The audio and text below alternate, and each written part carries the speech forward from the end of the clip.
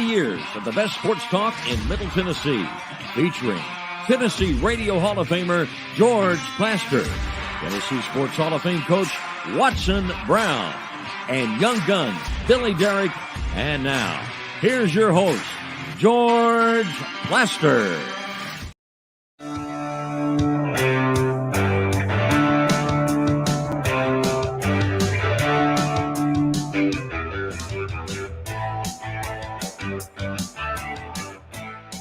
Hello again, everybody. Welcome in.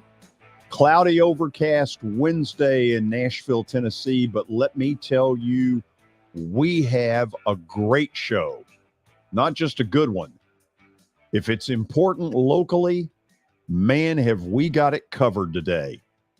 We'll get an update from Knoxville in about 15 minutes on the big Tennessee-Alabama game at Thompson Bowling tonight at 6 o'clock. We'll get into Vandy. They've won 4 in a row. Liam Robbins in the last week has made more money than I will make in the rest of my life. That's how good he's been. 24-8 last night in the win over pitiful South Carolina. Mark McGee will join us at 3 o'clock, and we'll talk about the Predators' woes. The loss to Arizona feels like a death knell.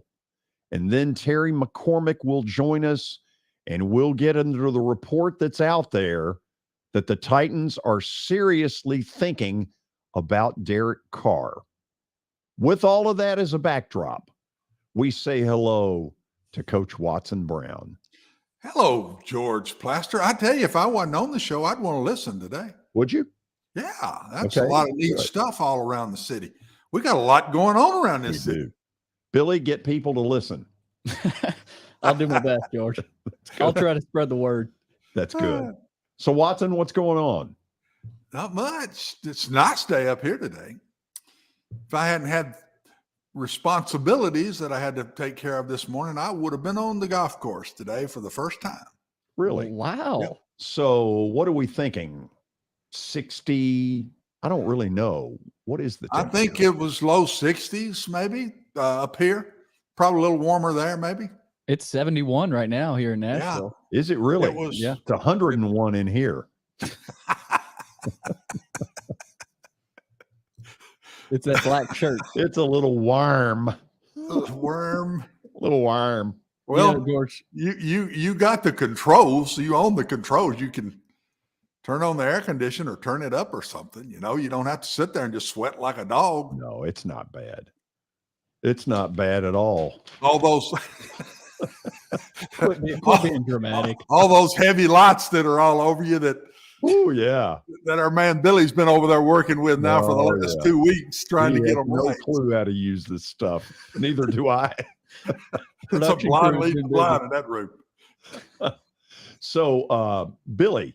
Yep. Do you have an award-winning update? I sure do. And we start with Vanderbilt last night. They beat, like you said, Georgia, pitiful South Carolina team, 75-64 in front of close friends and family up in Columbia. I noticed that there were sections available. Yes. It looked to me like Patty Hearst did a halftime show in the upper deck. There he goes again. Yeah. I don't think anybody knew it. Only you. Does Patty have a mama and a daddy back or a brother or something you can talk about instead of just Patty all the time? Can we at least go through the Hearst family here instead of all Patty? Okay, for those who don't know it, Watson, help me. Was this in the 70s that she was kidnapped? I think you're right. Yeah. I think it was. Is she alive? That I don't know. I can't answer that either way, to tell you the truth. Yeah. That was one of the, we get them all the time, it seems like, in our country now, but that was one of the ugliest things, George, in our day. That stuck out just because we just weren't getting a lot of that stuff in those days. No, that was. Remember, we went through that. We went through some different cult things with the Oklahoma City, with Waco, and then Oklahoma City, all off of whatever. Right. I forget the guy's name. We went through some of that in my younger years and our younger years. I put you in with me, even though I'm 10 years older than you. But nowadays it's something. Yeah. It just seems different now. It's the norm now instead of the exception. And we were in the exception years back in those days. If the internet is correct, not that anyone really needs to know, but I think Patty Hearst is 68 years old, still alive. Yeah. Still alive. Yeah. George, you need to get her on. I'm sure she'd appreciate As it. much as you talk about her, we need to put her on the air with us one day. Yeah. You know how famous you are on the George platform. Oh, that'd be great. Back to Vanderbilt. How would you start the interview? I'd let you have that one all the way, buddy. So, Patty, I'm touching that one. how are things? How's your life? Oh, Lord. Well, George, Liam Robbins He's sick that day. I'm not going to be on with you when you have her on. No. Liam Robbins having a pretty good life so far. 24-8 last night. Vandy's now 14-12, 7-6 in the SEC. We'll get into all this later. This sets up a huge game against Auburn. I'll Saturday say night. it again. He has made more money in the last week than you and I and Watson will make in the rest of our lifetimes. That's right. Not wrong about that. Meanwhile, in Knoxville tonight, of course, we'll dive into this. Number 1 Alabama at number 10 Tennessee at 6 o'clock. Alabama's coming off a win at Auburn, while Tennessee is attempting to avoid a third straight buzzer-beating loss. Could you imagine seeing it happen again? I think they would just give up well, they wouldn't give up the season, but they'd want to for about an hour. Probably would. But, George, they got some injury problems tonight. Josiah Jordan-James is out, and freshman Julian Phillips is a game-time decision with a hip flexor. So that's a big challenge trying to slow down Brandon Miller without a couple good defenders. So, Watson, I'll tell you this. This game is the plaster bet of the day. Ooh. And by the way, I'll hang around just to see which way you go with that one. I'm on a little heater. Yeah, I know. I realize that. 2 in a row. It's pitiful when a heater is 2 in a row. Well, 2 in a row, those you've trained me to, 500's pretty good. So yeah, 2 in a row will make you some money. 500 gets me fired, and 500 makes you money. I don't get it. Well, speaking of, I've got a great line. I'm not going to use. No, don't go there. No, I know I opened the door on that one, but don't go there. You did. George, Notre Dame looks like they have found a quarterback coach. And Watson, you may know this guy, Gino Guidugli. Former Cincinnati quarterback. Yeah, former Cincinnati quarterback. I think he's in their Hall of Fame. He was Cincinnati's play caller the last 2 years, and he beat Notre Dame back in 2021. He was on the staff with Coach Freeman.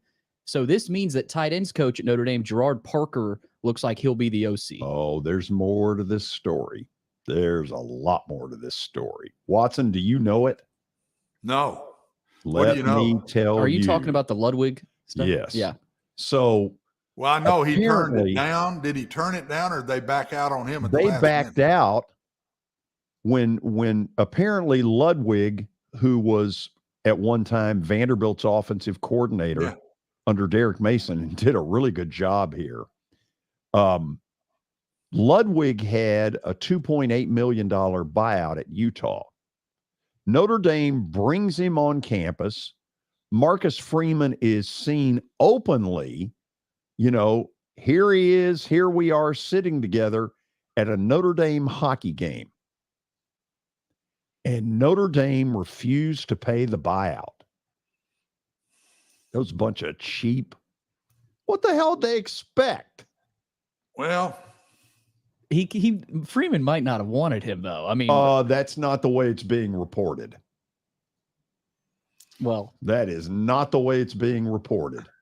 Of course, we've gotten in Billy's kitchen. That's what I'm hearing from all my Notre Dame because people. The Irish can do no wrong. Yeah, that's true. When was the last time y'all won anything? Long time. Ooh. Thank you. George, were you at Notre Dame? It's a basketball school. Were you single digits in age the last time they won anything, Billy? He wasn't even born. Wasn't even born yet. I wasn't born when Newt Rodney was there. With Patty Hearst. No. Yeah, he was way before. You weren't thought about when Newt Rodney was around. Okay, their last national title, I think I'm right, was 1988. Lou Holtz won it. That's right. He was the coach.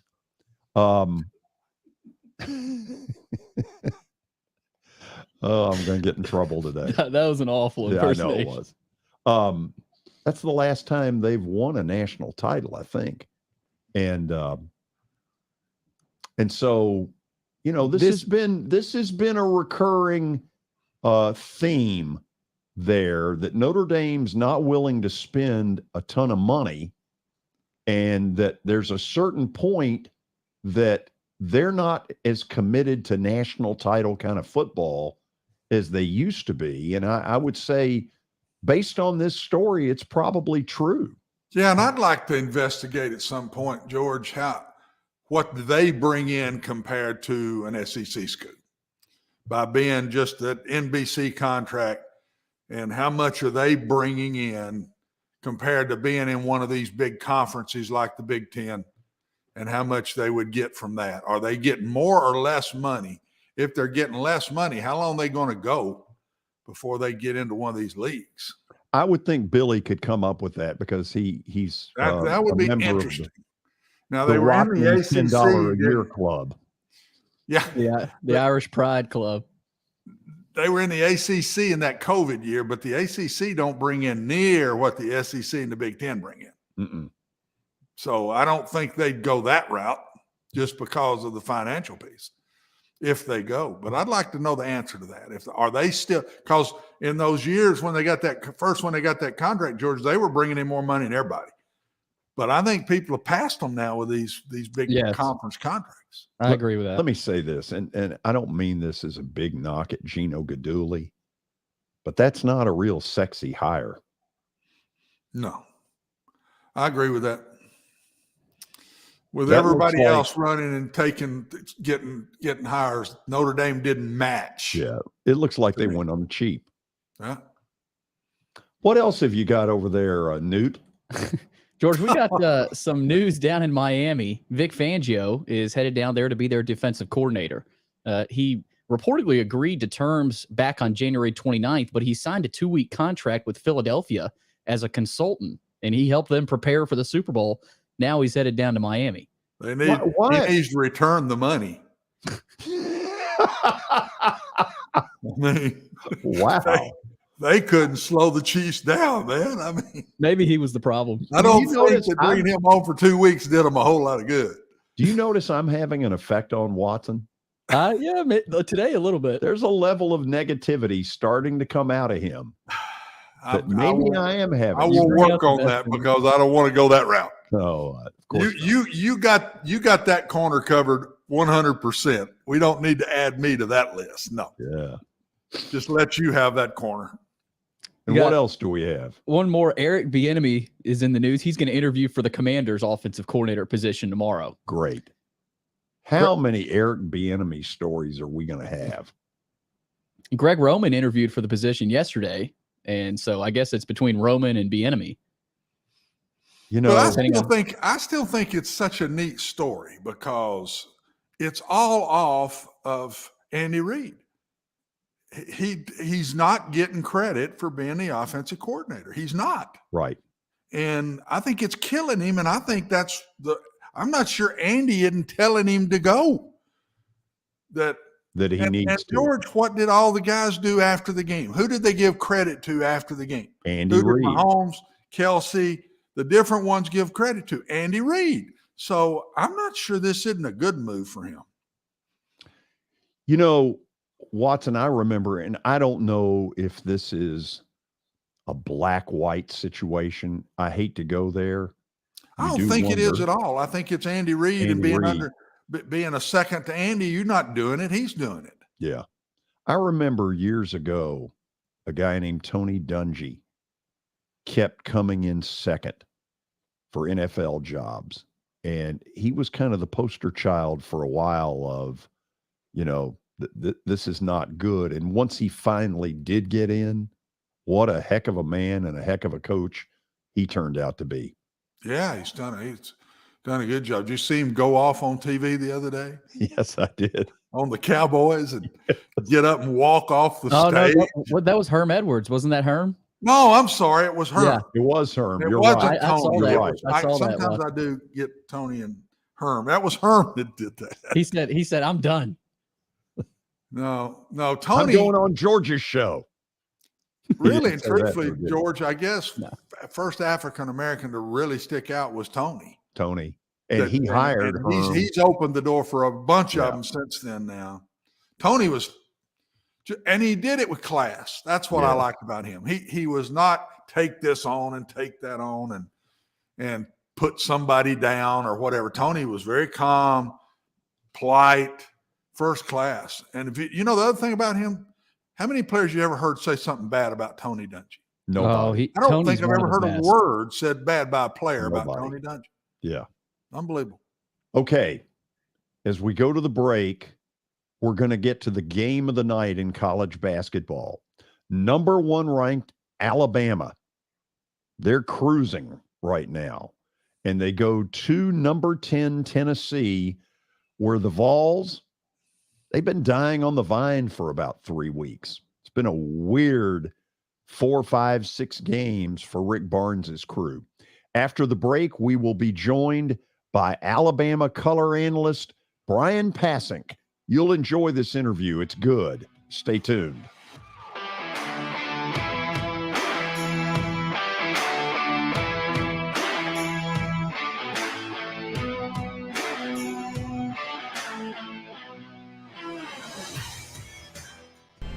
How am I going to get to work? My car's totaled. Skylar, our team is making a call right now. We'll get you a rental car. Don't worry. That's a relief. Call us 24/7. We're here. We're going to help.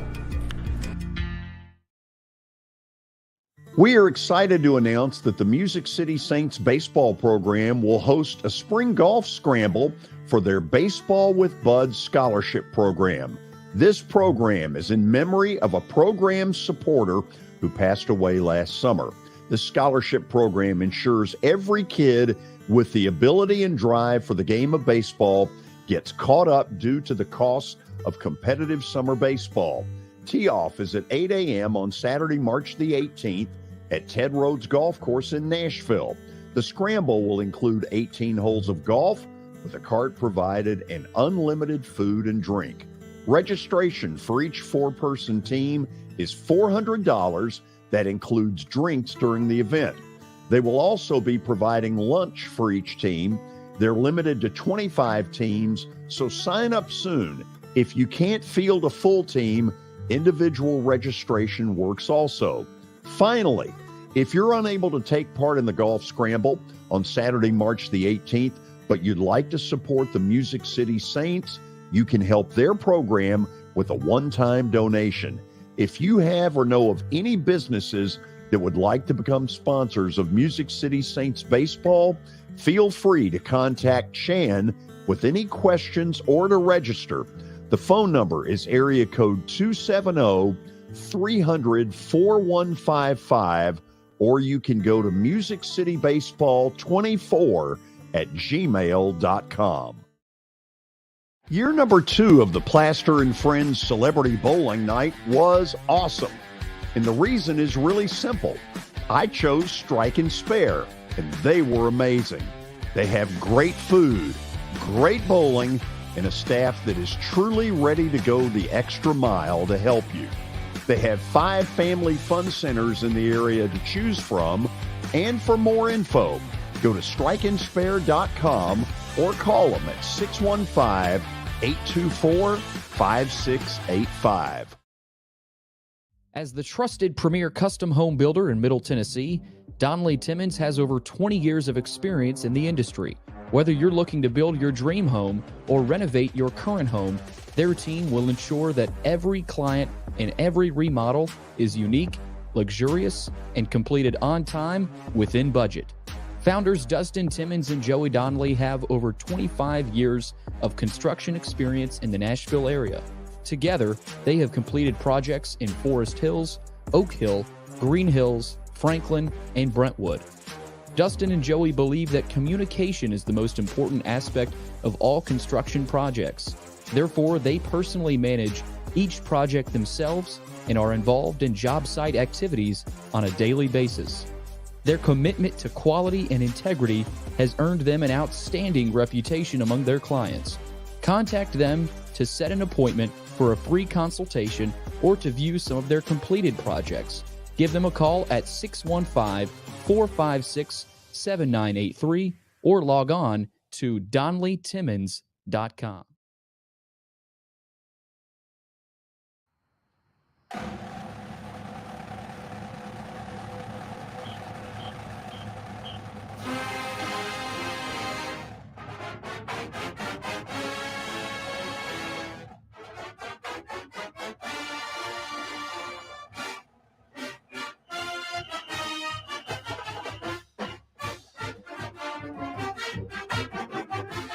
Big game tonight at Thompson Bowling. That place will be on fire.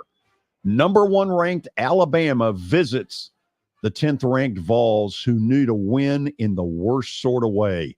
I caught up about 30 minutes ago with my buddy and Alabama color analyst, Bryan Passink. Here is that interview. And as you get ready for tonight at Thompson Bowling, first of all, thank you for taking the time to do this.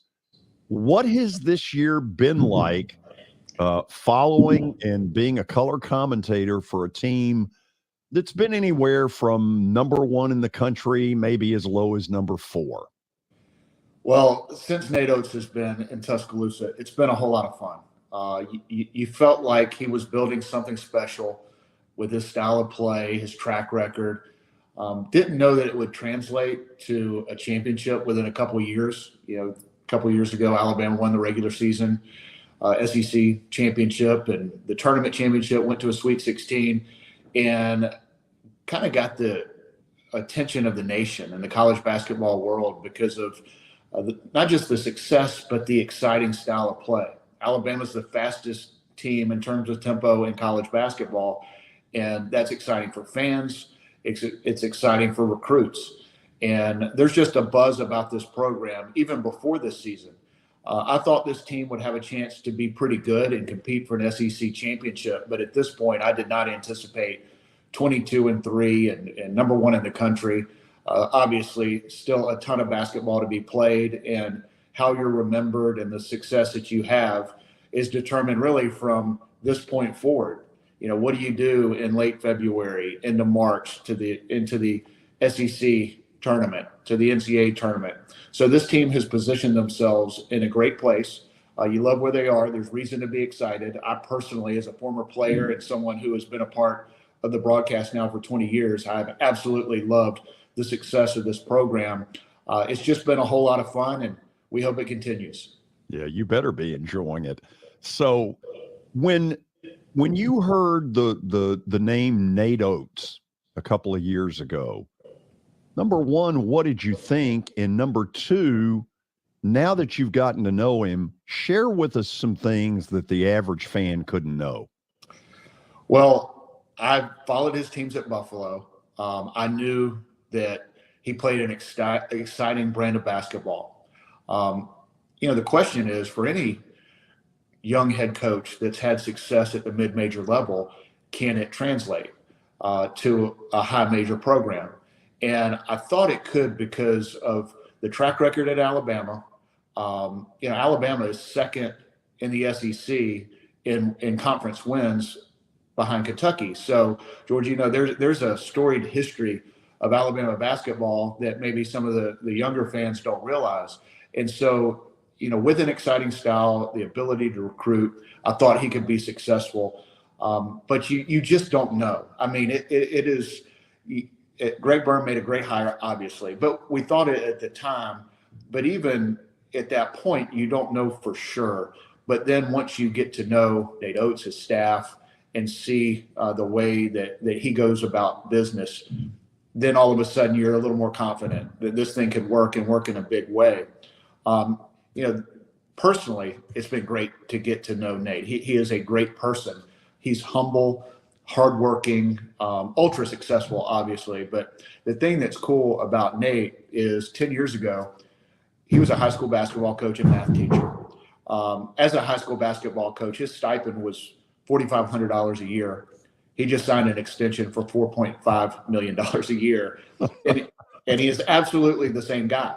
I mean, he's, just a regular, humble guy that has that mindset of, He just wants to coach basketball and be successful and impact young people's lives. And that's been a big part of my fun being around the team. Is they're great people. Nate and his staff are great to be around. There's not a lot of guys that they're in the position that he's in that carries themselves the way that he does. Honestly, it's a lot like Rick Barnes. I have so much respect for Rick Barnes as a person and the way he carries himself. And Nate Oates is very similar in that way. Bryan, because of a past friendship with Coach Newton, I feel like I know a little bit about the dynamic, and I know that he left frustrated that this football school monster back in the early 80s just didn't give basketball a chance to really shine, to get fan participation. Is the culture that much better as far as football to basketball than it would have been 40 years ago? No doubt about it. It is so much better than even when I got there in the early 90s. And you could feel it then under Wimp Sanderson. And I understand Coach Newton's frustration back in the 70s. But because of what he did, because of what Wimp Sanderson did, because of the success of this program during that period, there are a bunch of people at that time that got excited and started following Alabama basketball. And right now it's different. The fan base is excited. The students, the following. Alabama has. We were in Nashville not too long ago, and you couldn't tell on the radio. I was getting texts from friends, and it's been like this on the road over the last few years, where you're listening to the radio network for Alabama, and they're on the road. You hear a cheer, and you think, okay, that's not good because you're on the road. Well, it was confusing, and it has been for the listener because of the way that people have followed this program, not just at home, but on the road. Listen, being number one, there's a buzz that goes along with that for the first time in 20 years. Alabama's number one in the country. Of course, you maybe have the most difficult game of the season. Your first shot at being the number one team, you got to play at a really good and kind of desperate for a win Tennessee team, who's favored, by the way, as the graphic points out. But listen, there is a ton of excitement, and there has been. I mean, this was early. This was what I love about it is these aren't bandwagon fans. They were on the Alabama train early on before the championship a couple of years ago in the regular season in the tournament. Games have been sold out this year before the rankings started shooting up to the top 10 and top 5. There's a passion for Alabama basketball right now that we haven't maybe ever seen. And I think it's because of the fact that Nate Oates right now is not just considered one of the top coaches in the country. He's young. He's in his 8th year as a head coach. The style of play is so fun to watch. I mean, listen, as Alabama fans, we could, if we could win in the 30s or 40s, hey, we want to win. That's number one. But when you're the number one fastest tempo team in the country, that's fun. People get excited. As I mentioned, recruits get excited. And so there's just a momentum right now that I've never felt in Tuscaloosa around the basketball program. And, it's just for me, having played and been a part of the radio network for a long time, I can't get this smile off my face. Now, there's some folks in orange tonight that's going to try to remove the smile. But I'm going to try to put it in perspective, win, lose, or draw, and say this has been a fun year, and the future of Alabama basketball is bright. Bryan, I'll actually get to the game here in just a minute, but I want to ask one other thing. For a good, 2.5 months, we've all sort of mentally penciled Alabama in as a 1 seed. Has that been a burden, or has that been something they've relished? Well, this team is really young, but really mature. I've been so impressed with what I believe, and I think most would say right now, is the best freshman class in America, with the way that guys, not just Brandon Miller is obvious. I mean, he's he is, along with maybe 2 or 3 guys, going to be very much in the mix for National Player of the Year. He's a clear one and done. Jaden Bradley, former McDonald's All-American, who is getting better and better. We knew about those guys, but didn't really know how good Noah Clowney was. I mean, he's a potential one and done. Didn't realize how good Rylan Griffin is. He's a player of the game at Auburn in a critical game on Saturday. This freshman class is really, really good, really talented, but they have a maturity about them. They go about their business in a very professional way. So I do think there's some pressure, obviously, that goes with being number one. I think there's a target on your back. If I'm a Tennessee player, coach, fan, I was praying that Alabama would be number one coming into Knoxville. I mean, you don't have that many opportunities as a player or fan or coach to beat number one and have them in your building. So I think that'll give the opponents a little more motivation and maybe give your team, in terms of Alabama, a little more pressure. I think that could be a good thing because Alabama's rolling right now and there's not a ton of pressure in the regular season at this point. There's going to be a lot come March. The pressure of the NCAA tournament is different than anything else. And I mentioned these guys are young, but they are mature. But you can't replicate the fact that whether you're a 1 or 2 seed, if you're top 5 in the country, number 1 in the country, it doesn't matter. There's something different about win in advance, lose and go home. That's a different type of pressure that you really can't replicate.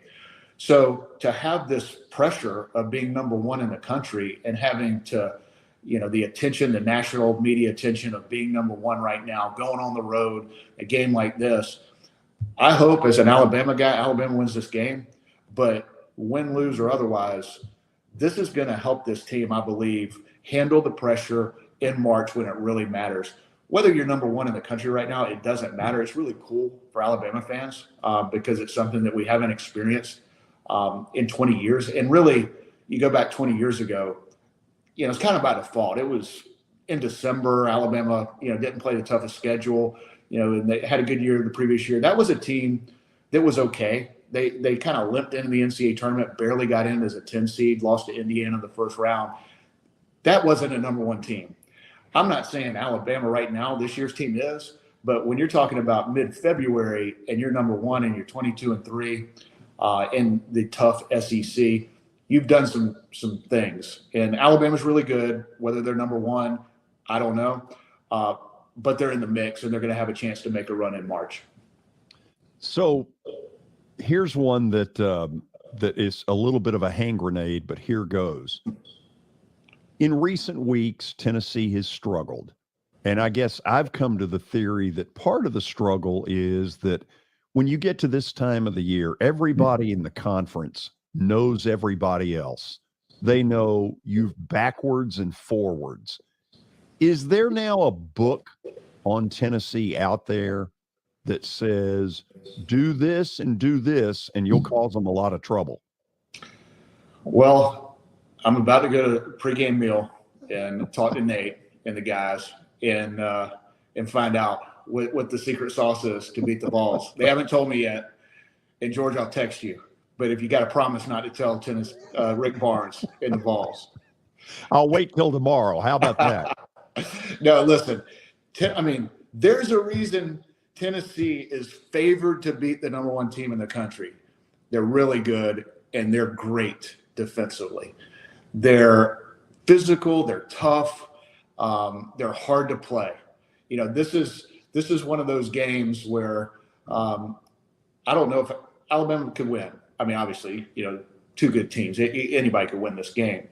But I would be surprised if Alabama just looks great and is scoring in the 90-something points. I mean, look at what Tennessee did at Arizona against what was the number 1 scoring team in the country. It was 17, 20 points below their scoring average.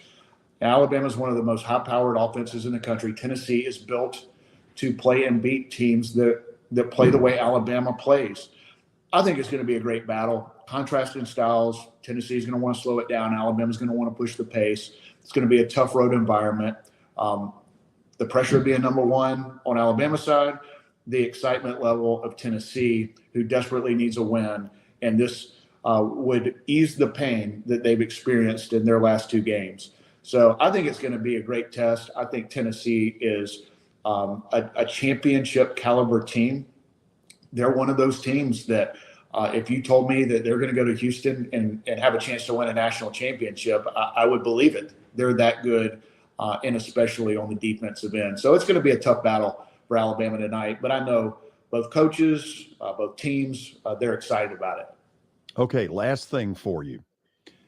When Coach Newton's memorial service was over, there was kind of a reception that I got a chance to be at, and I got a chance to meet the Wendell Hudsons. I got a chance to tell T.R. Dunn that I'd never seen the excitement on Coach Newton's face that he had the night T.R. Dunn really gave Michael Jordan a tough battle when T.R. was with the Denver Nuggets. So I can go back that far to Charles Cleveland and Ray Odom and all of it since then. If this group totally knocked down this door and won a national title, what do you think it'd mean to those guys? Well, I think it would mean a ton. And one of the things that's been fun about being involved with the program, at first as a player and now as color analyst for a long time, is I've gotten to know a lot of those guys that played before me, that played after me. And it's really cool to talk to them and hear and feel the pride that they have for the success of this program. And especially that group that you mentioned, because it was a long time ago. And there's probably a lot of people listening and watching right now that don't remember, the T.R. Dunns and Wendell Hudsons and Leon Douglases and Reggie Kings and all those, so many great players when, in the words of Leon Douglas, Alabama was the Kentucky of the early to mid 70s. So there's a lot of people that don't remember that. But with the success that they have, I think Nate Oates would tell you, I think these guys would tell you, those guys that came before helped build what's going on now. The success, the fan base, the excitement, the things that we mentioned that maybe frustrated CM Newton and some of those players at the time, they were building this. There's been bumps in the road. There's been periods of struggle. There's been periods of mediocrity. But right now, everybody involved, including those guys that were such a big part. Even go back, I know this is before all of our times, but the Rocket 8 in the 50s. There were some great teams, and everybody that I've talked to, former players, old teammates of mine, there is just such a pride with what's going on with Alabama basketball right now. Brian, first of all, thank you for taking the time to do this. I want you to tell Chris Stewart I said hello. And after I take us to the break, I want you to hang with me for just a second. I got a story to tell you. That sounds great. I'll tell Chris and look forward to the story, but I appreciate you having me on. Enjoyed it. Absolutely. We'll go to the break on that. We'll have some more SEC talk. Vandy has won 4 in a row. What does this mean down the stretch? Stay with us.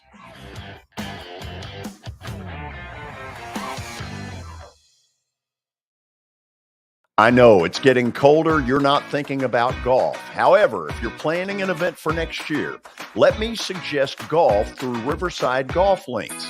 The course has improved dramatically. It's perfect for hosting a corporate or a charitable outing. They've got everything in place to make your event a rousing success. To get more info, call 615-847-5074 or go online to riversidegolflinks.com.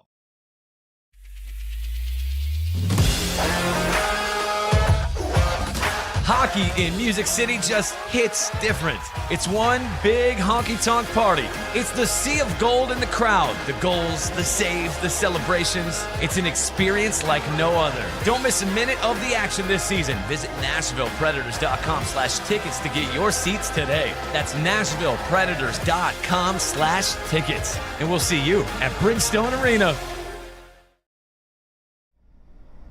Jody Jones has as nice a dental facility as you'll find anywhere.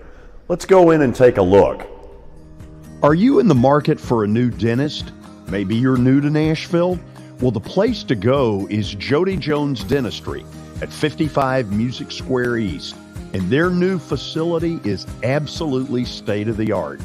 Jody mixes quality with comfort for the perfect dental experience. He's trusted for his creative design and committed to both the function and aesthetics of your smile. Jody is simply the total package. Don't wait. Make an appointment now at 615-259-5100.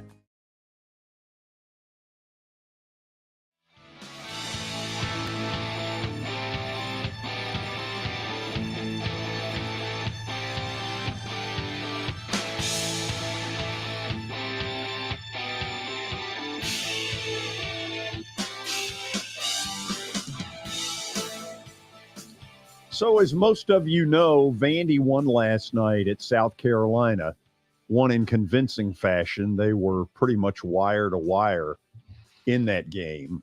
Not that beating South Carolina is any great achievement, but this continues a pretty nice streak after Vandy got mauled in Tuscaloosa, got beat by 57. They've rattled off 4 wins in a row, and let's be honest, most of us didn't see this coming. Billy? No, I mean, us included, George. It's crazy how much everything has changed. 2 weeks ago, they had lost by nearly 60 at Alabama. And, we were sitting here saying, what's going on? Is there a culture problem? Or are they, did they quit on their coach? But they denied all of that. They've won 4 straight. They've beaten a couple really good teams, and they've got Auburn coming in Saturday. So there's a lot of doubt. There were a lot of doubters. I think there probably still is, but this 4-game winning streak, I think, has done a lot. And Watson, you were the one from the beginning saying you think this team is good. They've got potential with Liam Robbins. When he comes back, they could make a run here, and they're doing that. I just saw it in that Arkansas game when he played really good and hard, and then he gets hurt from that one. I think he must have got hurt during the game, and then it just showed up the next day. But the way he played in that Arkansas game, I said, this team's pretty good. And I said all along, and Billy, I was saying it all along, get Liam back and then judge him. You can't judge them here in this stretch because they're not anywhere close without him. And honestly, they're not. When he plays like he's playing, they're pretty good. If he plays an average game, they're going to get beat. He is the piece. He's an NBA player, and he's shooting threes. He's playing on the floor. He's playing defense on the floor, away from the paint, out of the paint. He is it. And then when you got to trigger everything toward him, guys, they've got some shooters. I don't think they've got just a bunch of make their own shot guys, but they've got shooters. And so he's the difference. I hope he stays healthy because I think they're a tough out to anybody right now. Anybody they play in the SEC, I'm talking about. I think they're a tough out. Honestly has become Yeah. Will Purdue. Yeah. Honestly, George, he's not as dominant in the paint as Will was, in my personal opinion, but out on the floor, he's a much better player. Yeah, I mean, he's got doing more things range on the floor. Yeah. Will Purdue to me it's Clyde Lee, Will Purdue. That's me. But this kid, if he keeps going like he's going, will be put in that area. And it's a shame because I don't know if Stack didn't want to use him, but he wouldn't. He in and out of games early in the year last year. Now he's letting him go. He's just letting him play. And man, I don't see it stopping. I think right now, Sheway, whoever you want, I think he's the best center in the SEC. I think he is the best center in the SEC right now, most dominant center in the league. So all of a sudden, they're 7-6 in the league. Remember, after Alabama mauled them, they were 3-6. And he played in that game, by the way. Yes. That was his first game back, Yeah. I think. They didn't play much, but he played in the game. So they're 14-12 overall. So I've asked myself the question, is there a scenario where they could get into you got to talk about them for NCAA tournament stuff? So I asked Billy to put the graphic together of what is left in their regular season. Auburn here Saturday night at 7:30 at LSU, which whatever it is they're going to do, that has to be a win. Agreed? Just like the South Carolina game. Yeah. And then you've got 3 in a row that are really interesting. Colin Castleton, Florida, at Kentucky. Gosh, when was the last time? The last time they won at Kentucky was a Kevin Stallings team, and I was there that day. And then the last one could be a very interesting game. Mississippi State's sitting on a bubble right now, according to Lenardi and all of these people. Watson, you say 5 in a row there. Those 5 have to be wins. I would say give it 4-1 and 2 or 3 wins in the tournament. SEC tournament. 4-1 and more. You're going to have to win more than 2 or 3 to get in, I think. You're going to need to go to semifinals, finals, all the way to and what would 3? How many do you play if you're not in that bottom 4? 3. 3. So Vanderbilt. Then you're right. Then I agree with you. 2 or 3. You would have to play 4. 4 all the way. Yeah. Yeah. So you got to play 4. You got to win 3 to get in the championship, right? Yes. So Thursday, Friday, and then Saturday. Right now, their best win, obviously, is beating nationally ranked Tennessee. They have 2 just awful losses. Grambling. You might as well put a high school in Nashville behind that one. That was absurd that was allowed to happen. And the other one, frankly, that doesn't look very good is Southern Miss.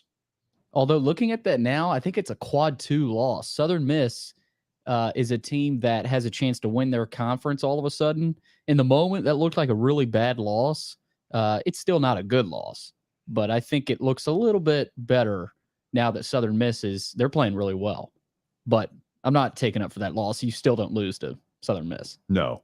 Their November, Watson, their November and December were not very good. And I think it was some of Jerry Stackhouse's worst coaching in that he didn't seem to be able to figure out play Liam Robbins 30 minutes, play it, it was just a jumbled mess. And now it seems like he's sort of figured out some stuff and not nearly the switching around of combinations.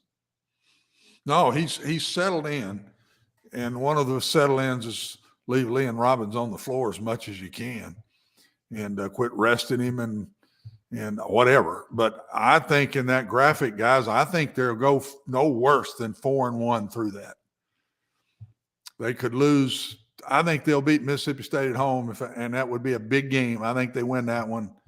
I think at worst, they lose to either Kentucky or Auburn. They're going to beat LSU. There's no doubt about that. So I think they beat Florida at home. BGA is going to beat LSU. Yeah, maybe so. But I think they're 4-1 at worst through that time, and then we figure out from there how their draw falls in the tournament. That's going to be huge for them. They actually have a shot to be a top 4 seed in the SEC tournament. It's ridiculous because if they beat Auburn and then they go and beat Kentucky, those 2 teams are ahead of them. Vandy is sitting at a 6 or a 7 seed right now in the SEC tournament. If they win out, they're going to be a top 4 seed, and then they'll have a double bye. It's amazing what a 4-game winning streak would do, but a double bye may not help them. No, they need the games. Yeah. So But that's probably not the double bye is unlikely. I do not think what your first thought was, George, your question. I do not think getting to the NC2A is as far-fetched as it anymore. I think it's a possibility. It is a possibility, but they're going to have to stay on a streak. Not win every game, but they're going to have to stay on a streak here. And you know, if I they think do, you finish in the 4 going into the tournament. You're 4. You got a shot. Yeah, and you got a shot now. There's no doubt in my mind you do. And they're going to take out some of those losses when Liam Robbins didn't play. They will. In my opinion, the committee will say, well, he didn't play in those games. So how was he since he's back? Whew. Telling you, I don't think it's far-fetched anymore. They're playing like a tournament team right now. I mean, they look like an NCAA tournament team. And so you start thinking about some style points now, because I think they may need some. You know, say they have some close wins. The committee is going to look at that and say, with a loss to Grambling, if you weren't convincing in some of these wins down the stretch, we may put another team ahead of you. So that loss to Grambling makes it a lot harder for them right now. I think they need some style points. Now, if they win, they win. You know, a win is a win. But say you go and dominate Auburn at home, and you beat Florida again at home convincingly, and then you go and beat Kentucky. You know, I think they may need a little bit of style points. Will you go to the chat room? Ken sent us something I want you to read. Yeah, Ken on Facebook says, when Kentucky gets rid, are you talking about Coach Cal? When Kentucky gets rid of Coach Cal, the next coach for Kentucky will be Nate Oates, because Alabama will not pay the basketball coach more than Saban and Kentucky will. Well, first of all, in fairness, nobody should get more than Saban. No, he's earned it. Sure he has. He's won multiple national championships. I mean, I don't know why you would even compare it to that.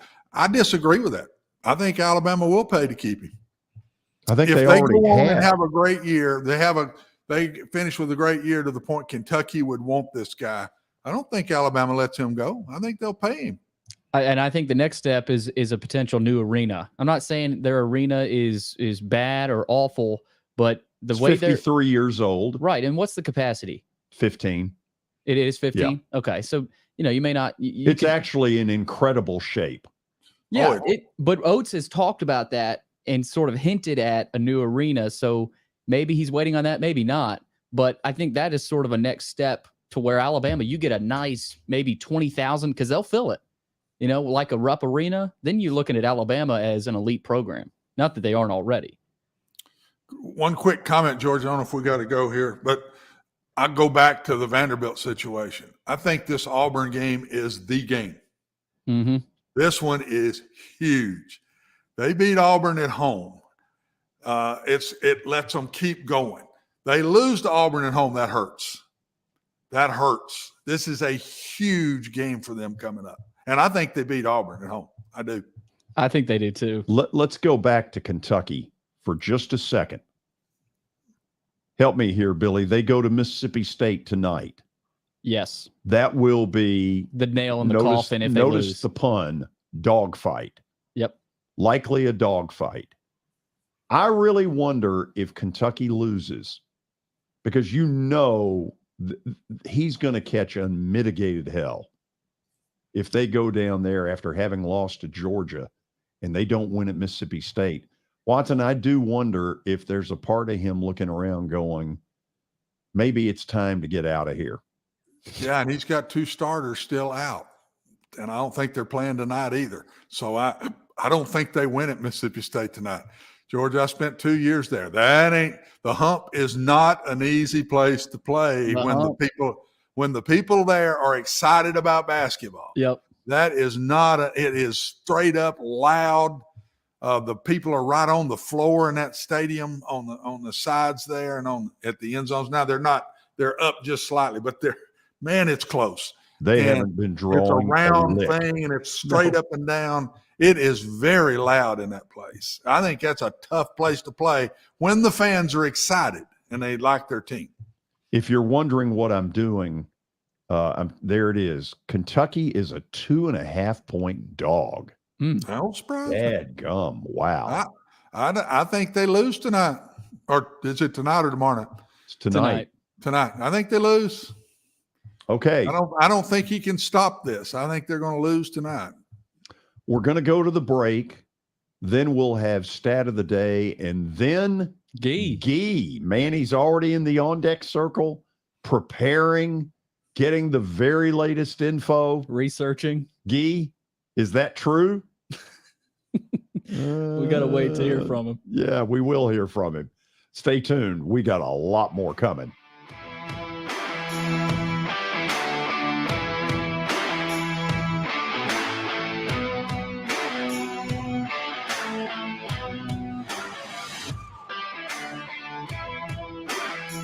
Hey, thank you for meeting with me today. The insurance company has made an offer. Already? How? They've offered you the entire policy. Thank you, Blair. You're so welcome.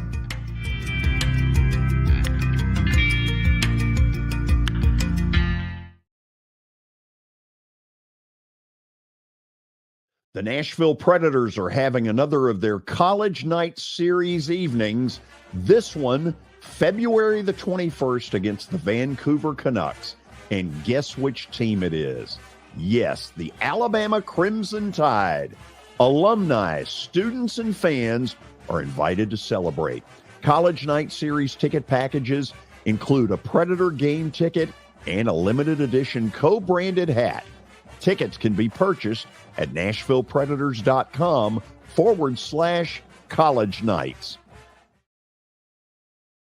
Welcome to John English Antique Sports and Cards, located at 204 East Depot Street in beautiful downtown Shelbyville, Tennessee. Their phone number is area code 931-492-4304. John, obviously, I've been blown away by what I've seen at your place. I've now been there 3 times. But for the person who's never been, what should they expect? Well, we have a 3,000 square foot store, George. Half of it is vintage cards in all sports. And then half of the store is, a lot of people call it the museum, where there's a lot of early equipment and just the history of sports in general. Baseball, football, basketball, golf, tennis, and other items.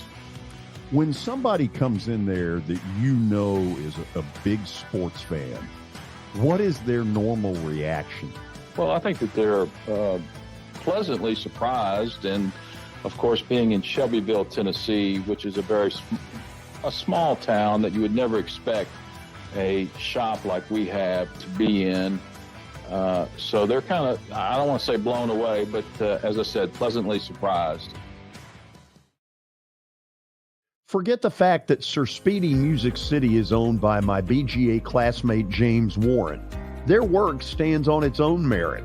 James and his staff do incredible work, as evidenced by the huge banners at the Plaster and Friends Celebrity Bowling Night. If you're looking for quality to help your marketing and business communications, and you want it at a reasonable price, these are your folks.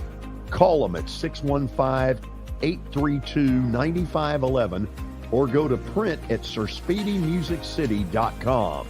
And be sure to tell them Plaz sent you.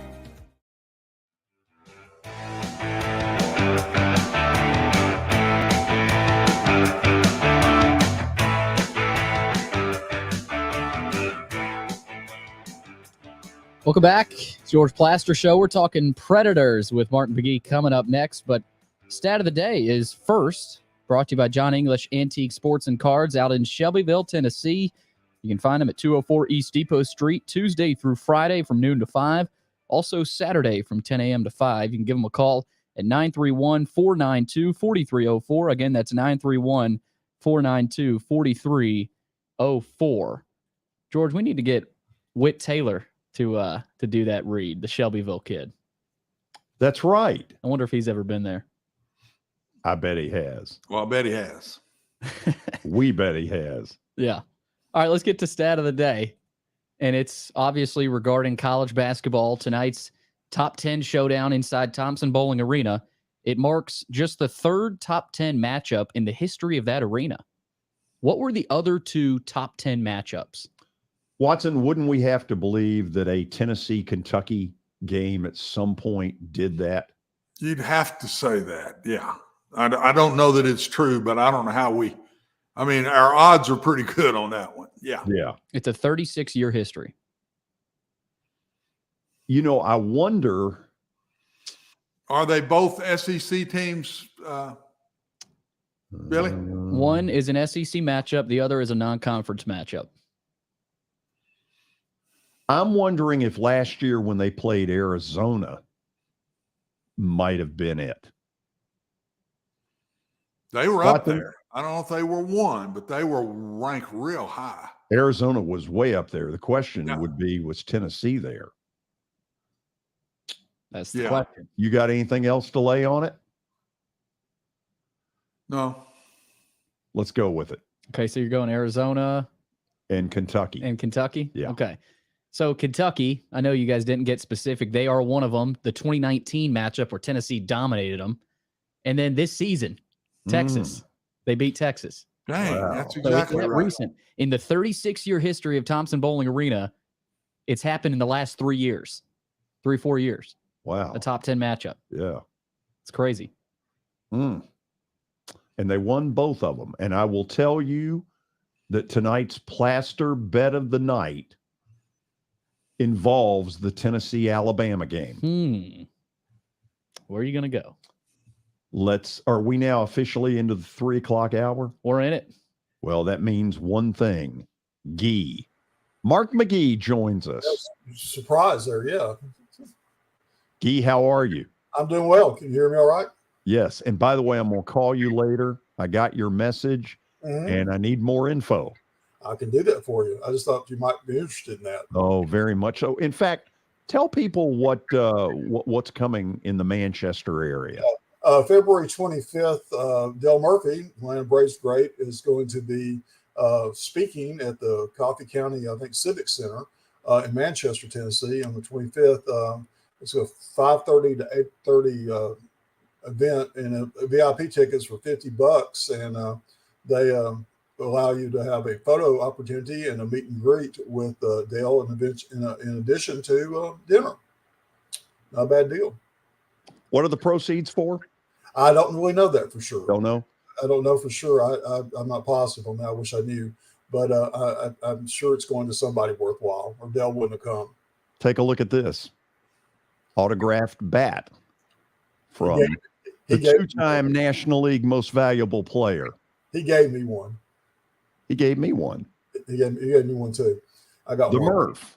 Yeah, the Murph. He's one of the classic Murphy stories. Before we get to talk about Predators, was before a game he was signing picture after picture after picture of him with these kids. Yeah. This photographer who'd been doing Braves games forever turned to me and said, "Who else but Del Murphy would do this?" And I thought, that's right. Who else would do it? Because there's like 50 to 75 photos. He was patiently signing every one of them, and it was like probably an hour before the game or hour and a half before the game. And, he didn't never complain, just every one of them. I thought, oh, yeah, you're right. Only Del Murphy would do that. He's a truly nice guy. Yeah. Good man. Okay. On to the business at hand. Oh, do we have to talk about him? Yeah.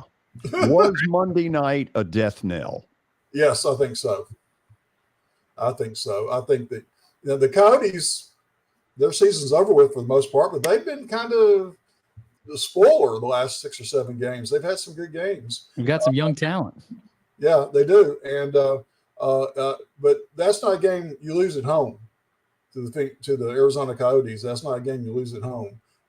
And they did not only lost it, but just it didn't look like they had a whole lot of sense of urgency in the loss. I mean, this was a big game because you got Boston coming up Thursday, and it could get real ugly Thursday night. I can't wait for that game because I want to see the Bruins play live. But and you got Florida Panthers who are kind of up and down, but right now. But Boston could really school them tomorrow night, and I hope it doesn't happen that badly. But I hope it may be a nice upset. But I'm afraid the Coyotes game.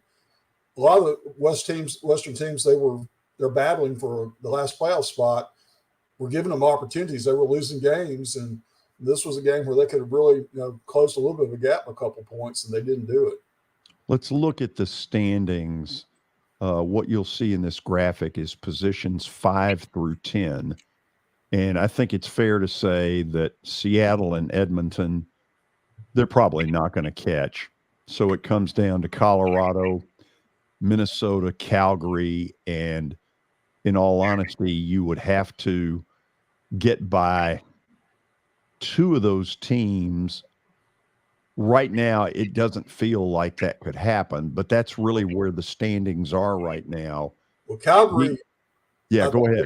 Calgary, I think they could, but they're still one out. They're still not in the 8. Minnesota has had some issues. Colorado was not played like Colorado normally does, but they have lately, and they look like they know their situation. And so I think it's going to be really, really tough for this team to make the playoffs. Okay, so one of the things that I noticed Monday night, and seldom have I ever seen this at Bridgestone, in the final minute and a half of play, the crowd really booed Matt Duchene. And admittedly, they weren't very impressed with his effort on the play that got him booed. I wasn't either. No, who was?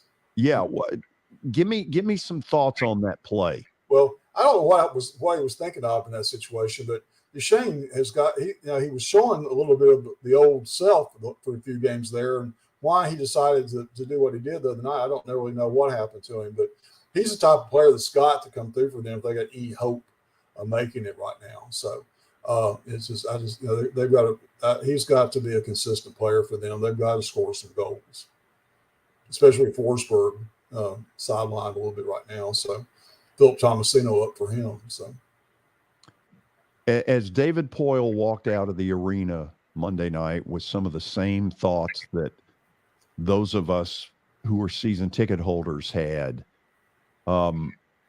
is John Hines in a either make the playoffs or you're gone? It's easy to get rid of your coach.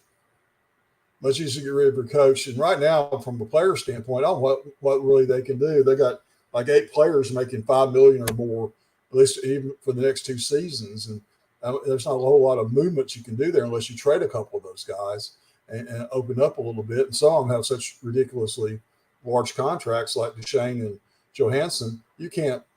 It's going to be tough to trade them to somebody, And I've even heard talk that there's even a wild rumor that they might trade UC Saros, But I think that's just wild speculation. It goes back to a few years ago where the rumor was that the Toronto Maple Leafs and the Edmonton Oilers were going to swap rosters, on trade day. So I think it's along those lines right now. So, but I really don't.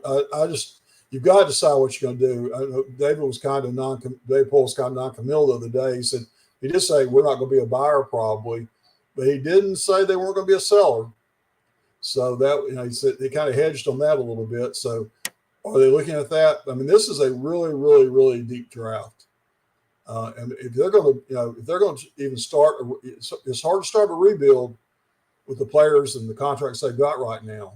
But if they're going to start trying to do that, they've got to start getting a shot now because you're just wasting, Forsberg, Yossi, and Saros. You're wasting their efforts by not making the playoffs. I mean, even if they just squeeze into the playoffs, that at least kind of gives them a little bit of a benefit of having those 3 players do well. But right now, I don't know I would say the playoffs are really, really out there. I just don't think that's going to happen. They're not playing.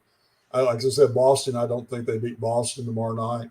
And the Panthers are kind of up and down, but the Panthers are trying to solidify their playoff situation. They're trying to get in the playoffs and stay in the playoffs. They've gone from the President's Cup to being a very average team. I always said the President's Cup is probably one of the worst things a team can win because it's a jinx to it of some sort, I think. Predators found that out themselves a few years ago. But so the Panthers are trying to prove themselves now. The Predators should be, but based on the Arizona game Monday night, I just don't see that.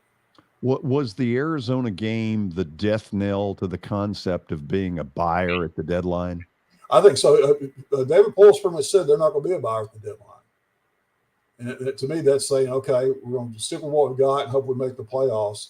but he kind of hedged on saying he was going to be a seller.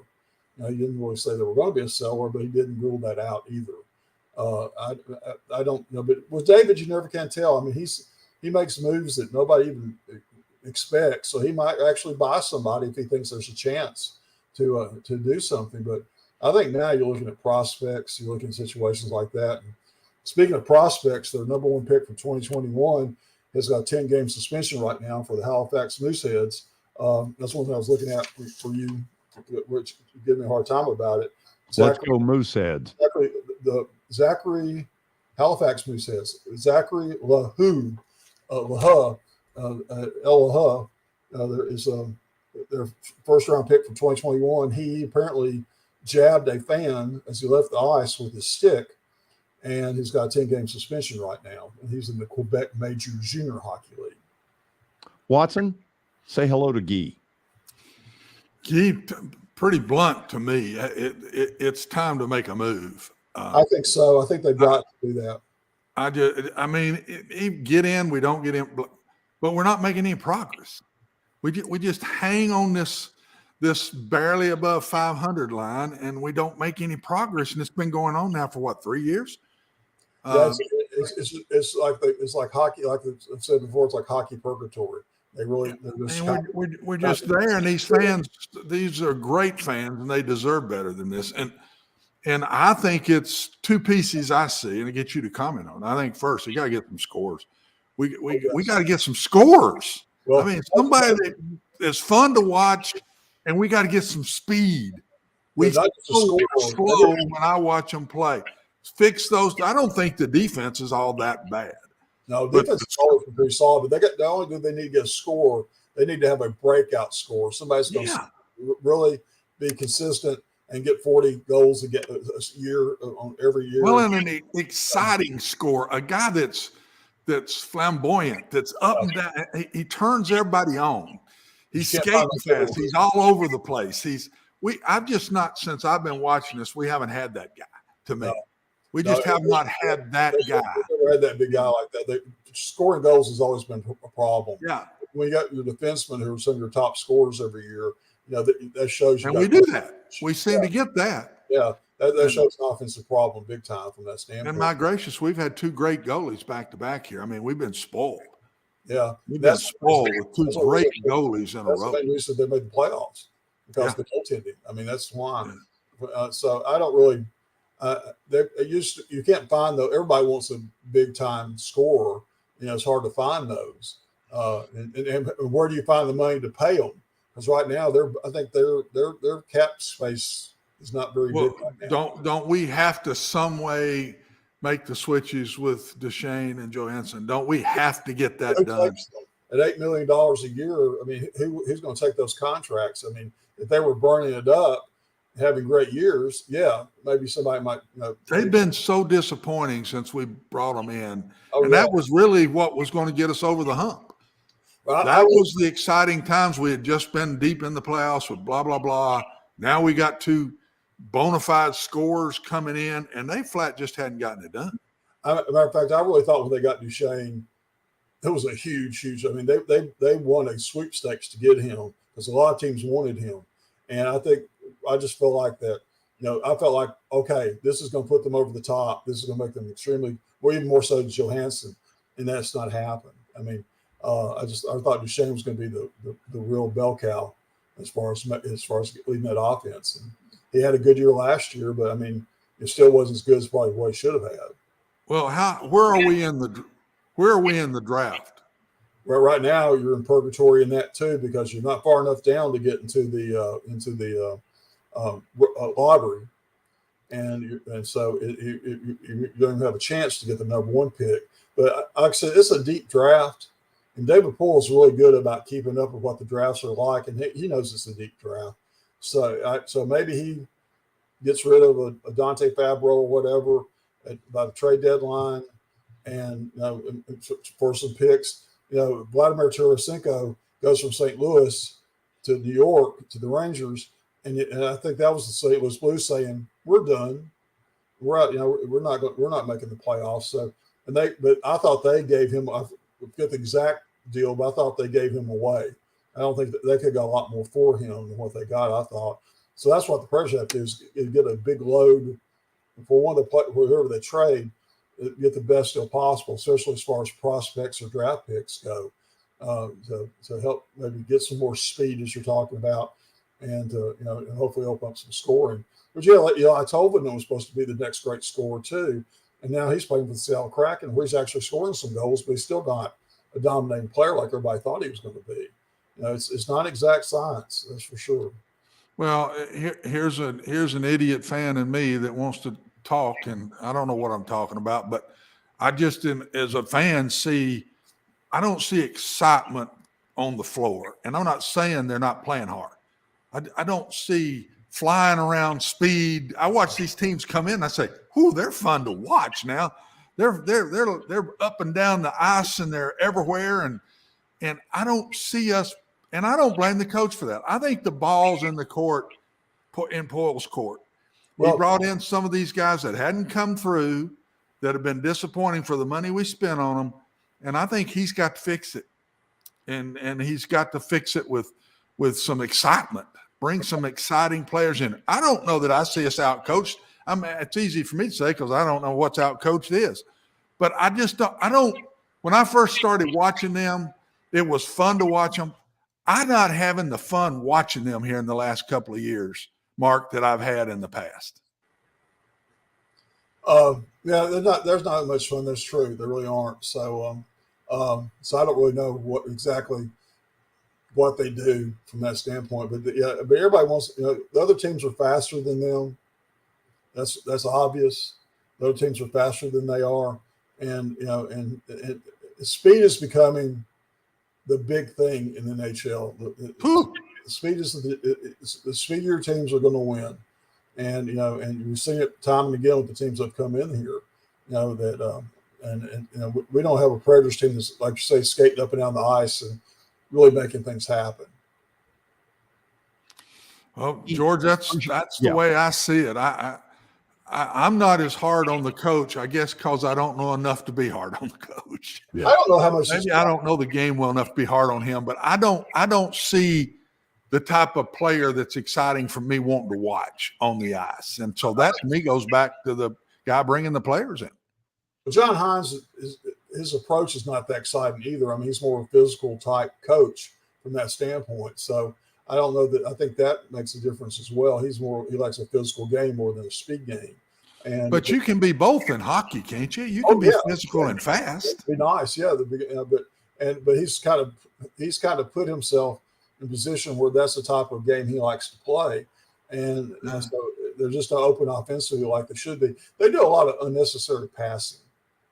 I think they do. They do. They've got the David Legwand situation where he used to always pass the puck instead of trying to score. But doesn't that happen like when we watch it in basketball? If you don't have playmakers, you do a lot of that. I mean, that's true too.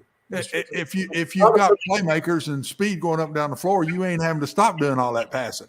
But you got to put the puck on the net. Yeah, I know. And I don't know how you do that. I'm not smart. I don't know the game good enough to know. You got to score and rebounds. They just score on misplays. George, do you see it that way? I mean, you've been a hockey guy a lot longer than me. They're just not – they're boring. Well, they're boring to watch, and that doesn't mean they're not playing hard. Yeah, here is the bottom line. This is a speed deal, and they are sorely lacking speed right now. And when they do go ahead and start selling off pieces, if that's what happens, they've got to sell off for speed.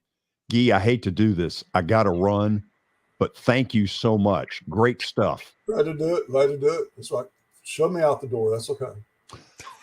Mark McGee. I love how George. I love how he goes speed and scoring ability. That'd be nice. And shove us out the door. Shove me out the door. That's all right. Talk to you. All right. Good deal. Y'all have a good time. After the break, Terry McCormick joins us. Is it as simple as Derek Carr instead of Ryan Tannehill? One of the NFL insiders thinks the answer is yes. We'll talk about it next.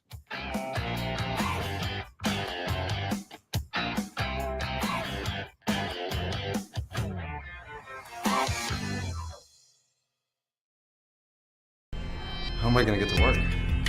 My car's totaled. Skylar, our team is making a call right now. We'll get you a rental car.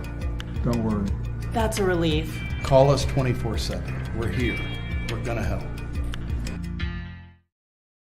Year number 2 of the Plaster and Friends Celebrity Bowling Night was awesome. And the reason is really simple. I chose Strike and Spare, and they were amazing. They have great food, great bowling, and a staff that is truly ready to go the extra mile to help you. They have 5 family fun centers in the area to choose from. And for more info, go to strikeandspare.com or call them at 615-824-5685. As the trusted premier custom home builder in Middle Tennessee, Donnelly Timmons has over 20 years of experience in the industry.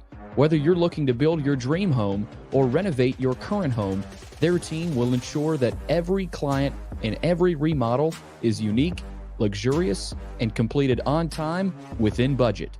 Founders Dustin Timmons and Joey Donnelly have over 25 years of construction experience in the Nashville area.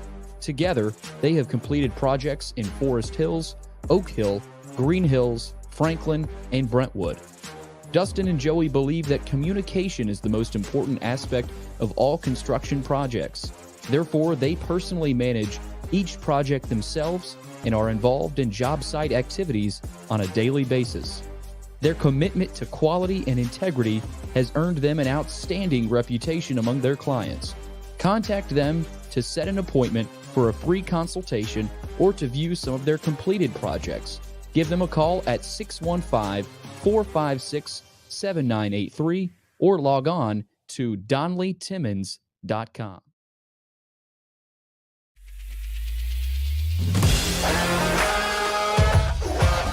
Hockey in Music City just hits different. It's one big honky-tonk party. It's the sea of gold in the crowd. The goals, the saves, the celebrations. It's an experience like no other. Don't miss a minute of the action this season. Visit NashvillePredators.com/tickets to get your seats today. That's NashvillePredators.com/tickets. And we'll see you at Bridgestone Arena.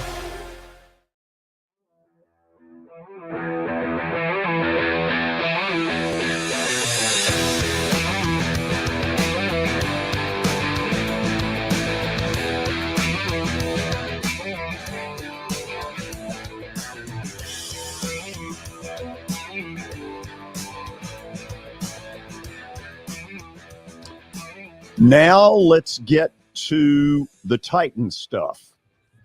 There have been 2 at least reported developments in the last few days. First of all, we have the report from Ian Rappaport, NFL Network, saying the Titans look like they're going to be in the Derek Carr sweepstakes. The other piece of news that has gotten reported is that the Jets have inquired about one quarterback named Ryan Tannehill. Now, let me say this. They've probably inquired about Watson Brown. They need a quarterback. We know that. Let's bring. He didn't have to do that. No, he didn't have to go there, but let him go. I thought it. Just let him go. I thought it'd be fun. What about Terry McCormick? And celebrating his 50th wedding anniversary, number 12 quarterback Watson Brown. So if I'm doing 50th anniversary this weekend, what does that make me age-wise? 61. Yeah. Okay. I'll take it. That's Terry McCormick from Main Street Media joining us, looking very professorial with his shades. Terry, how are you? Well, how are you guys? Doing good. So let's start. I asked you earlier today to kind of give me logistically scenarios of if they wanted to pursue Derek Carr, what would have to happen? Well, first of all, George, they'd have to make room for him under the salary cap. And as you know, as we've discussed earlier, they are some $23 million and change over the cap right now. Now they can cut some guys and get themselves in pretty decent shape. But the thing of this is, unless they trade Ryan Tannehill away and his cap hit goes away, then they would be stuck with him until June the 1st, when they could release him and alleviate some of the cap hit. Because right now there would be I think it's a $36 million cap. He counts $36 million against the cap, and there would be $18 million and change in dead money if they released him before June 1st. If they released him after June the 1st, then the cap charge would be $9 million and change for each of the next 2 years, which would certainly make it more palatable for them. But the truth of the matter is, unless they find a trade partner, they can't do it. They don't really need to do anything with Ryan Tannehill until after June 1st if they're going to move on from him. I happen to think that they're going to go one more year with him myself. Okay, let me ask this. When something like this happens, the rumor of the Jets, and look, I'm not in a position to say, oh, it's absolutely true. But in that league where information travels like that, isn't that a likely sign that Rand Carthon has put out some level of something that, hey, he's available? It's possible. It's also possible that the Jets are looking down the list of quarterbacks who might be available or who have high cap numbers, might be a cap casualty, and making their own inquiries. As far as the thing with Derek Carr, the situation there with him, where the Titans landed on the Rappaport list, you can guarantee that came from Carr's side of the equation in trying to drum up support for him, probably done by, his agent trying to get somebody to show a little interest in his client. Not that there won't be teams that will, because there are plenty of available jobs open in the off season. So with Tannehill, this whole situation, I think it's a matter of, at the right price, he'd be available. But then what do you do next at quarterback? Because Mike Vrabel has hinted, and even Rand Carthon in the introductory press conference that he had, has hinted that the Titans are not in a complete rebuild situation. And if you move on from Ryan Tannehill, you're kind of in a little bit of a rebuild situation. The other thing that tells me that I think Tannehill probably stays put is the fact that Vrabel said, when asked about Tannehill regarding Tim Kelly, he said he kept him in the loop regarding that move, and he seemed pleased when it was Tim Kelly that was promoted to that role. That says that there's not a complete overhaul coming, in my opinion. Okay, Watson, let's talk Derek Carr versus Ryan Tannehill. A lot of people out there would say it's a wash. It's a dead even kind of deal. You don't think so, do you?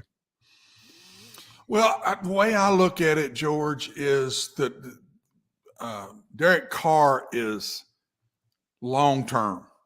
Ryan Tannehill is short-term. And if they make a move, I think they're trying to set their quarterback in the spot and, okay, now let's do everything around him. We got our quarterback for a while. If you keep Ryan, I think it's one more year, and then we're going to have to fix the quarterback.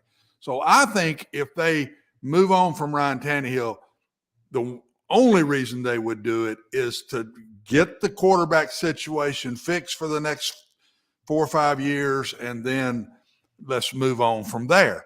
That's why I keep reading this Trey Lance thing, that Carthon really is interested in him and bringing him here for the future. I don't know if that's true or not, but I do keep reading it. It keeps popping up every other day. And for the 49ers, the last one I read was George and Terry. No, not. I'm trying to think of the quarterback at San Francisco. Trey Lance. And Trey Lance, what they're saying that I read this last one was that Brock Purdy is their next guy. They really believe Brock Purdy is their next guy, but he's going to be hurt for maybe half a year, and he may not be able to play. And the last thing I read was that they would swap those two, Tannehill and Trey Lance, make the trade, let Tannehill be the guy for this year and finish, and then we've got Brock Purdy for the other. There's just so many things I'm hearing out there that with And if that may be the Titans just putting stuff out there, just see what they might get. You know, could that be a possibility? Are they the ones doing the talking just to see? If they don't get anything, they're going to stay with Ryan Tannehill. But if they don't see something that fits them, I don't know. I just think a new GM walks in the door. It's like a new head coach. And maybe Mike is fighting that, saying, no, let's keep Ryan at least for one more year. But a new GM comes in and he's ready to get started. And he wants to get his guy and get everything started from there. I just throw that out there and see what both you guys think. Terry? Well, I mean, that's an interesting train of thought there. I don't know if the 49ers are ready to give up on Trey Lance yet or not. I do think that they like Brock Purdy, but then the injury that he took in the NFC Championship game certainly puts his status in doubt for the start of next season. There was even one report out there that he might miss the whole season. So it's going to be interesting to see, because the other aspect of 49ers is that the GM out there said they are definitely moving on from Jimmy Garoppolo. So that's not an option of him coming back, it doesn't appear. Yeah. So it's Trey Lance and Brock Purdy on that roster, unless they make another move, a corresponding move. The Tannehill thing, you know, I just think that the Titans, in order to move on from Ryan Tannehill, I think they would have to do something that feels like that it would be a clear upgrade. I think they feel like Ryan Tannehill is a decent level quarterback, that if they can keep him healthy, they can keep him, you know, upright, that he's got a couple of good years left. And they really, contract-wise right now, only need one good year out of him because he's not under contract right now for 2024. I think they feel like that with enough pieces around him that they'll be all right.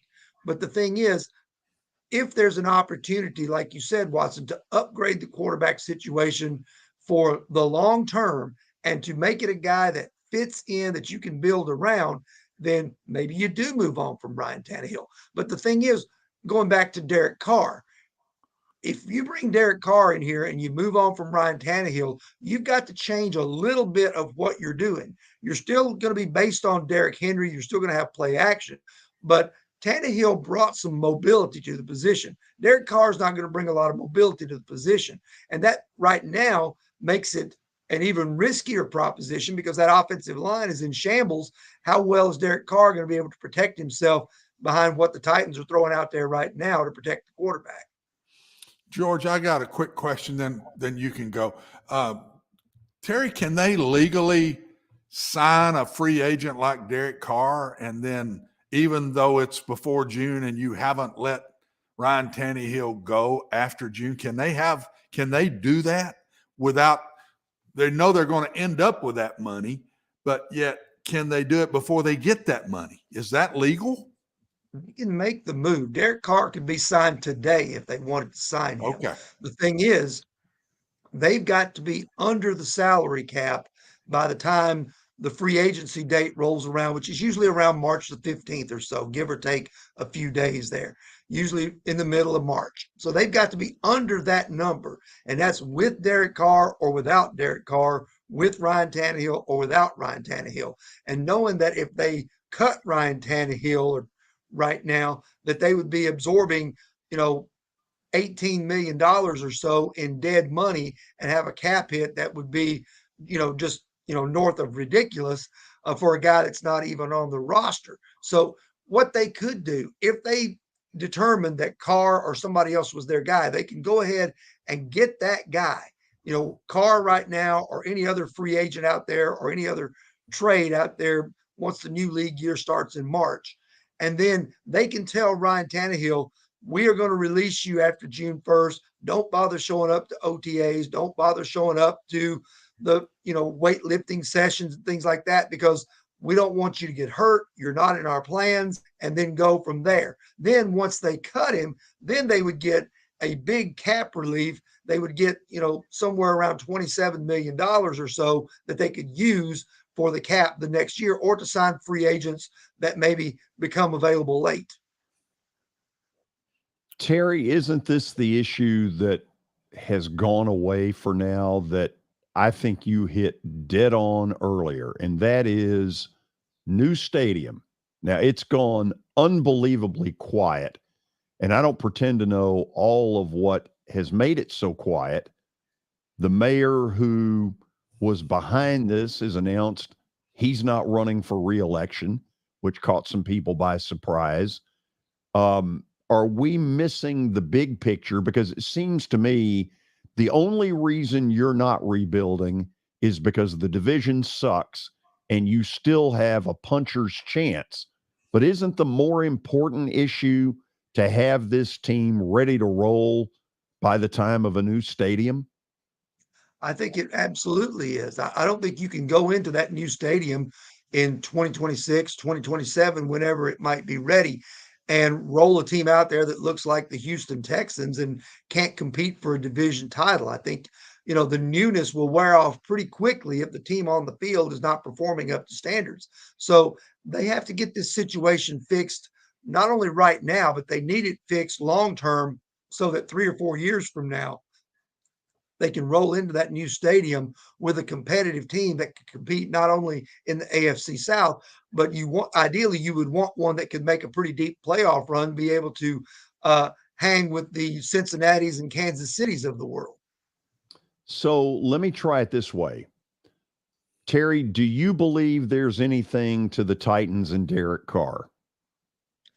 I think it's probably been discussed. I don't think that internally, I think it's probably been discussed. I don't see the Titans as a top player for Derek Carr, given their current situation with the cap. And also because I think somebody else will pay more for Derek Carr. There are too many teams out there right now that need a starting quarterback. There's the entire NFC South that needs a quarterback. The Colts could use a quarterback. The Texans could use a quarterback. Obviously, the Jets, who've been kind of the center of this conversation, could use a quarterback. So there's no shortage of teams that are in the quarterback market this offseason. And not coincidentally, there are a number of free agent names like Garoppolo and Mayfield and perhaps Daniel Jones, perhaps even Lamar Jackson, depending on how that situation plays out in Baltimore with the possible franchise tag. So there are lots of names out there. Derek Carr is fortunate in that he's getting a jump on the free agent market right now by the Raiders cutting him.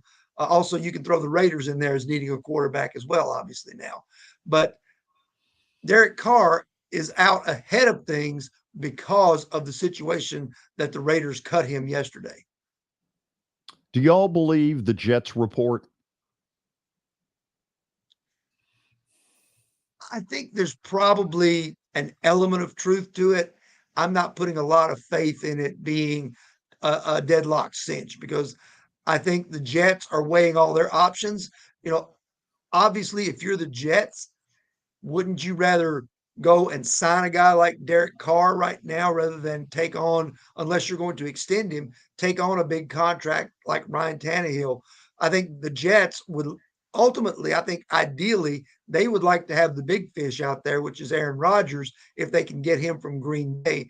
And who knows what that price tag would be. But I think that's what they have their ideals set on. And I think Tannehill would be a fallback option for them.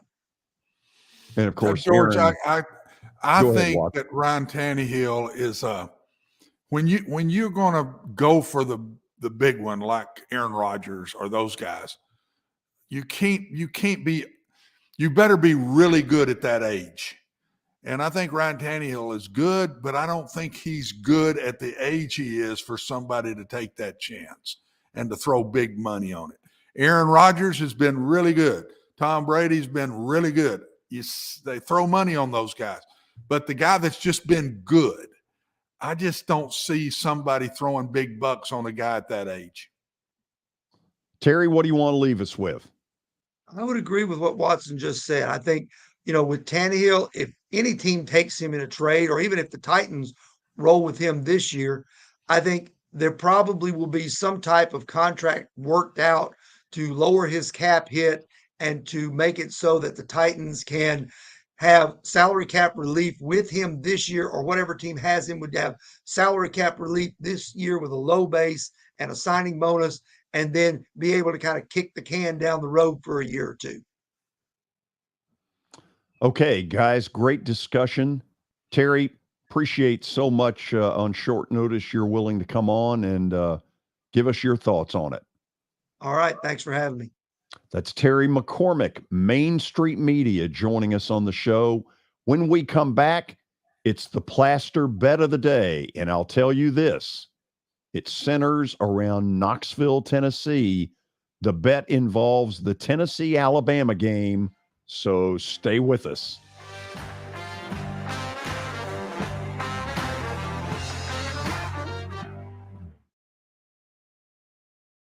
I know it's getting colder. You're not thinking about golf. However, if you're planning an event for next year, let me suggest golf through Riverside Golf Links. The course has improved dramatically. It's perfect for hosting a corporate or a charitable outing. They've got everything in place to make your event a rousing success. To get more info, call 615-847-5074 or go online to riversidegolflinks.com.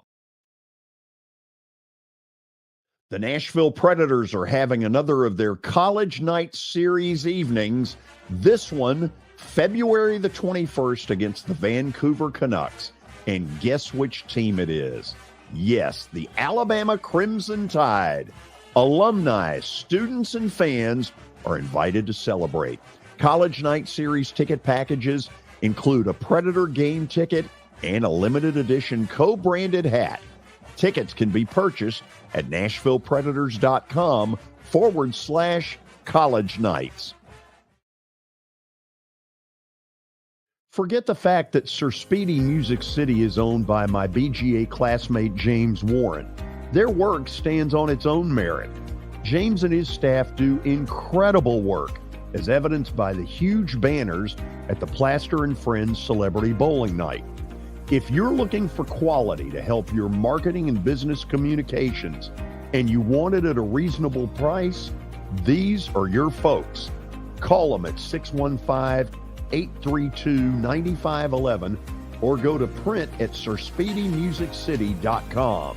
And be sure to tell them Plaz sent you. Hey, thank you for meeting with me today. The insurance company has made an offer. Already? Wow. They've offered you the entire policy. Thank you, Blair. You're so welcome.